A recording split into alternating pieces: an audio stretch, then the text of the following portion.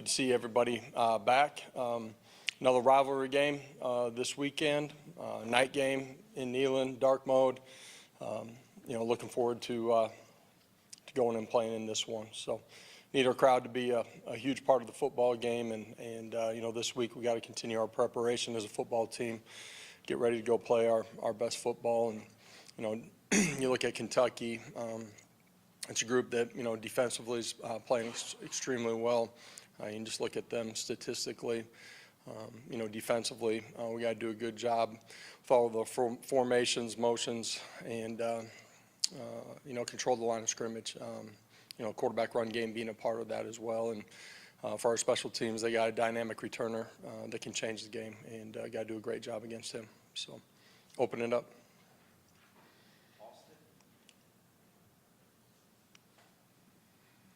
Does it help the fact that a few weeks ago with Florida, you were kind of preparing for two quarterbacks, and obviously they played two, Saturday night that are different top players. Does that help when your kids have seen something similar just a few weeks ago?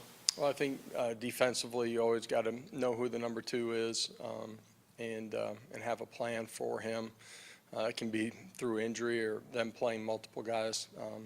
Your defense players need to understand, what type of player that is. Certainly for them, the quarterback run game is always a part of it.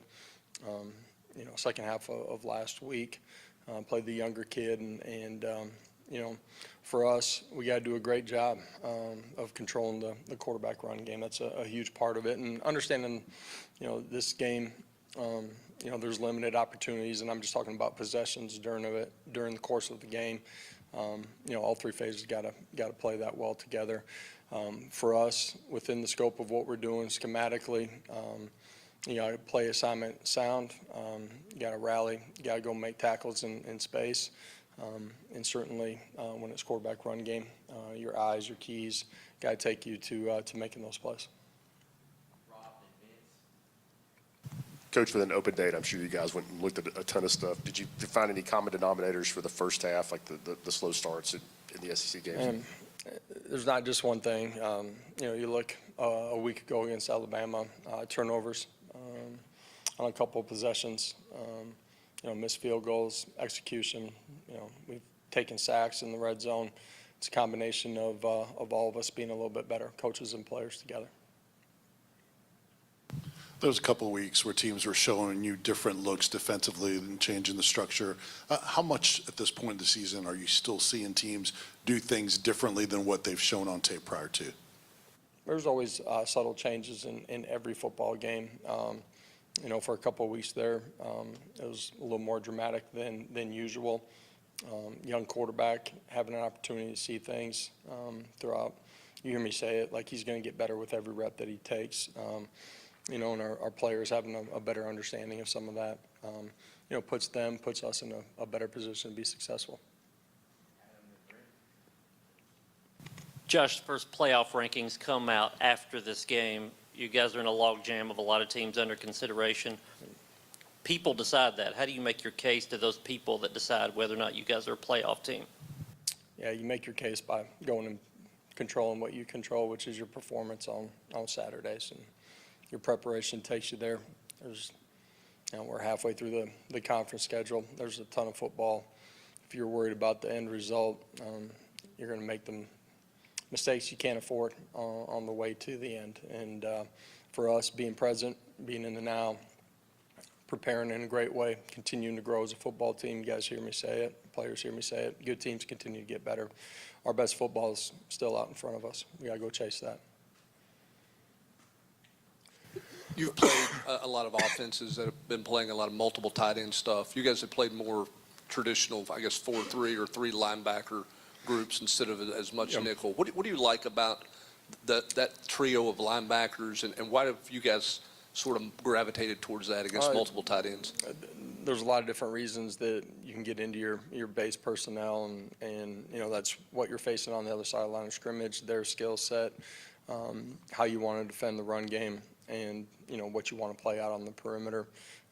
We've worked that all through the course of spring ball and training camp, having the flexibility and the opportunity to play different personnel groupings to those personnels that we're seeing from the other side of the football. And, they train that way and, have executed really well in it.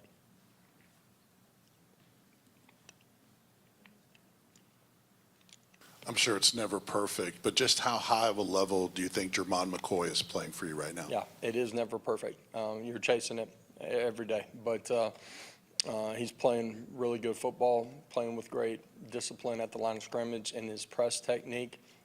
He's got the athletic traits to recover when it's not perfect at the line of scrimmage.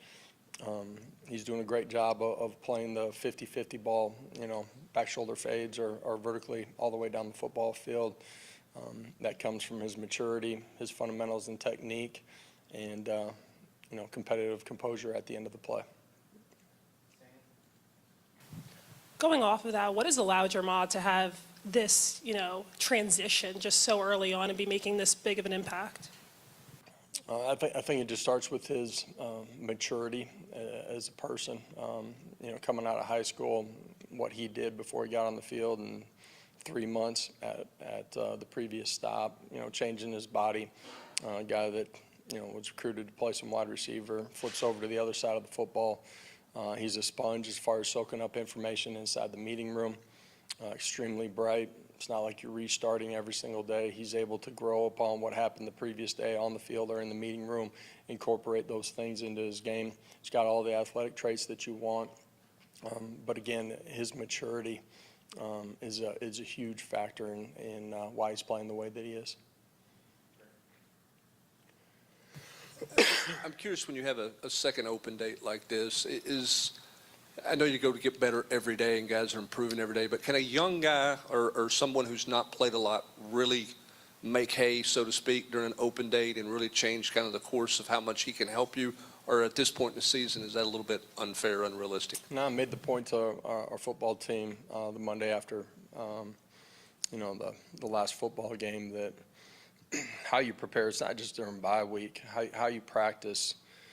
Like, you keep the immediate gratification result doesn't come after one practice. Like, you just keep stacking days and good things inevitably happen. And there's great examples of that, on our football team during the course of the season.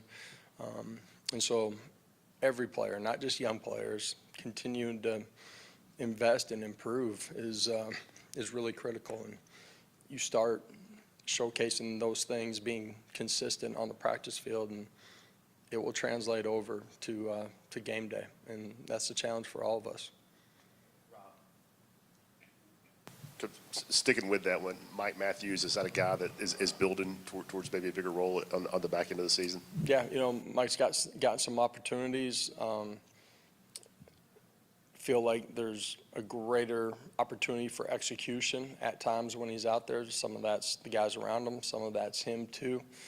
We need him to continue to come on and be a big part of what we're doing here, on the back half of this conference season. Where are you at in terms of competition on the offensive line? Are there any young players that are threatening for playing time or made enough improvements to where they could be trusted in games? Want to see those guys continue to improve, and that's in our team setting. Some of it's in pass rush against defensive line. Those guys are in a race to be ready to play. You guys have played a lot of guys on the defensive line really throughout your tenure. Even this year, you guys are going 10, 12 deep in games. How do you get kind of a buy-in from a group like that to maybe those guys would probably like to play more individually, but collectively it's benefiting them and the team? How have you guys gotten that sort of buy-in to where they kind of accept that and it's working for you guys?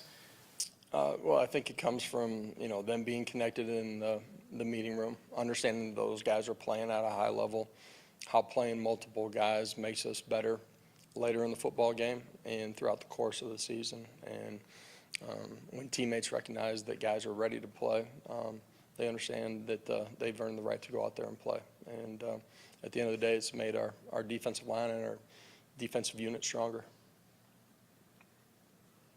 Josh, I guess pretty much anytime you play an SEC team, you're going to see some guys up front that give you problems. But with Walker for Kentucky, how many problems does that guy present with sort of his size and athleticism? Yeah, you're original statement is true. Like, it's, the difference in this league and everywhere else around the country. You're going to see elite players with great physical traits and athleticism. He's a guy that is a dominant player. As they move him around in his front, he's able to play within their scheme extremely well. Uses his hands. He's physical. He's active, disruptive. He's a really good football player. But their D-line in general, has great size and plays extremely well with pad level. What have you seen from Kentucky's second and third level with guys like Derek Jackson when it comes to impacting your all's pass game? Yeah, they got length, athleticism. They'll play multiple fronts, 3, 4 down, drop 8 at time. They play with great discipline, pattern reading and causing issues with windows. And, we got to do a great job of recognizing their rotations, feeling the underneath coverage, and, getting to the right spot at the right time with the ball. Thank you all. Have a great day.